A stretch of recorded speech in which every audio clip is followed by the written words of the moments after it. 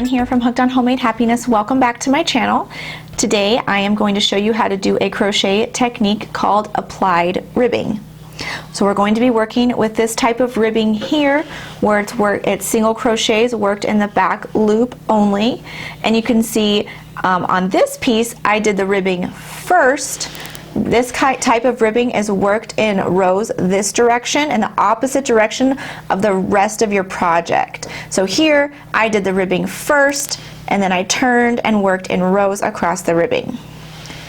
Up here for the sleeve I did what is called applied ribbing. So I joined my yarn and I worked these rows of ribbing and attached it to my piece I've already made as I went. So I'm going to show you how to do this technique. This works great if you're doing a beanie from the top down and you want to add this type of ribbing to the bottom.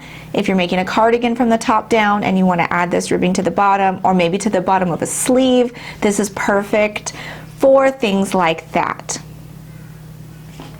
So to get started, I've made this little swatch and we're going to be adding applied ribbing to the top or bottom of this swatch, and I'm just using some cotton yarn from We Crochet, and then I'm using an H 5mm crochet hook, but you use whatever your project is asking for, and then you can do this technique with whatever yarn and hook you're using for your project. So here this could be the bottom of my sweater, the bottom of a sleeve, the bottom of a blanket or a hat, anything where you've finished and now you want to add your ribbing to the end. So I'm going to do a ribbing, let's see, I'll just chain 8. So this is the starting of my ribbing. So here is my chain 8, and this chain is whatever length you want your ribbing to be plus one more. So my ribbing will be 7 stitches and then plus one more, my 8th is my turning chain. I'm going to turn my work so I'm going like this across my row because I'm going to be joining and working across my row, joining to the last row of my swatch as I go. So here's my turning chain. I'm going to start in the second chain from the hook and single crochet across.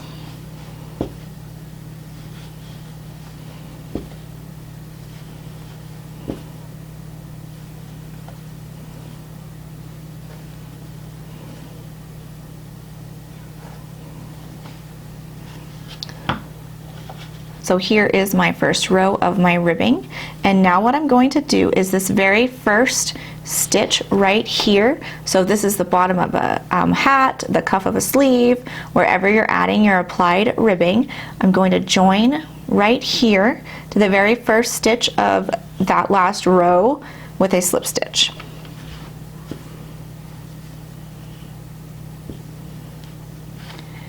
And then now the next stitch here, I'm going to slip stitch to the very next stitch, and that's my chain 1. And now I'm going to turn my work,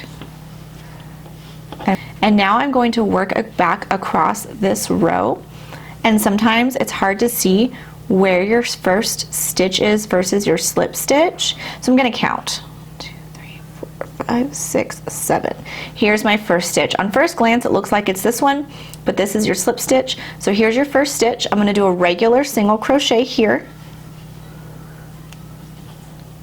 and now I will single crochet back loop only across to my last stitch. So here is my next stitch, here's my front loop, and here's my back loop. So I'm going to insert my hook only into this back loop here. So normally you insert into both.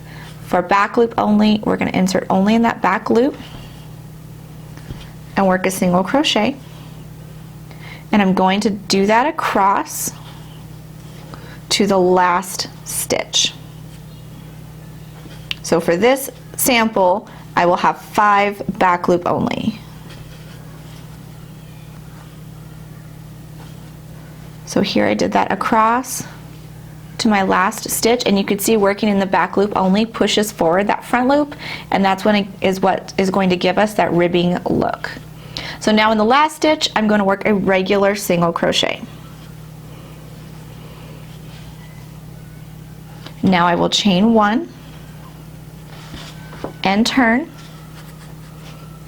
and again regular single crochet in the very first stitch, and then single crochet back loop only across to your last stitch. So for this example, I will do 5 single crochet back loop only.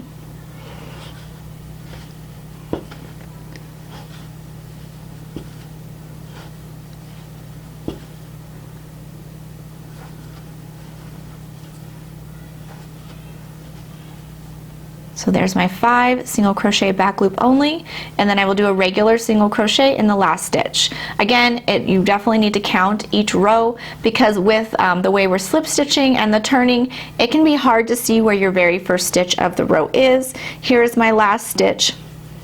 Right here are the top 2 loops. I'm going to work my regular single crochet there. Now I'm going to slip stitch. So my last slip stitch was in this stitch here from my last row. I'm going to slip stitch in the next half double crochet from my swatch to join it to my original piece. Now I'm going to slip stitch in the next stitch, and that counts as my chain 1.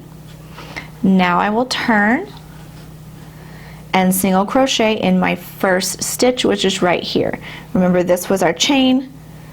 First stitch is right here. Again, always count if you're not sure which one is your first one.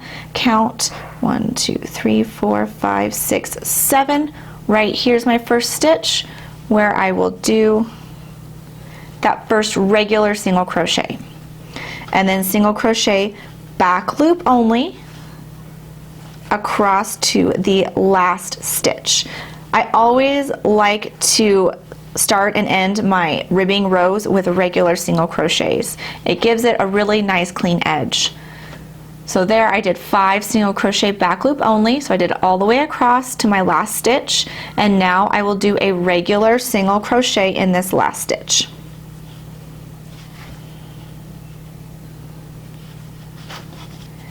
And that is it for applied ribbing. You will repeat rows 2 and 3 all the way across, all the way around, on whatever project you are applying your ribbing to. So I'll go ahead and show you a repeat of those 2 rows one more time. So here was row 3. Now I'm going to do a repeat of row 2 where I will chain 1 and turn, and then work a regular single crochet in my first stitch. And now single crochet back loop only all the way across to my very last stitch of the row.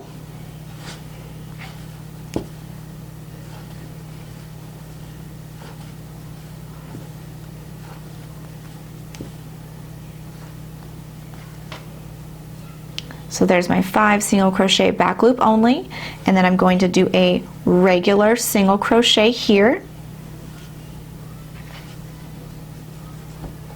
And then here's my next half double crochet from that last row of my swatch. So I'm going to insert my hook there and slip stitch. And then now I'm going to slip stitch to the very next one. This counts as my chain 1. And turn. Single crochet in your very first stitch. And then single crochet back loop only across to your last single crochet.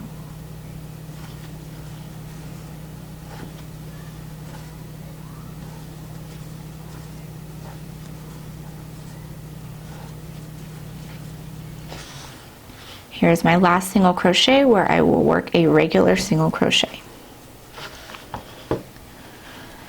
And then now continue to repeat rows 2 and 3 all the way across until you reach the end of whatever project you are adding your ribbing to.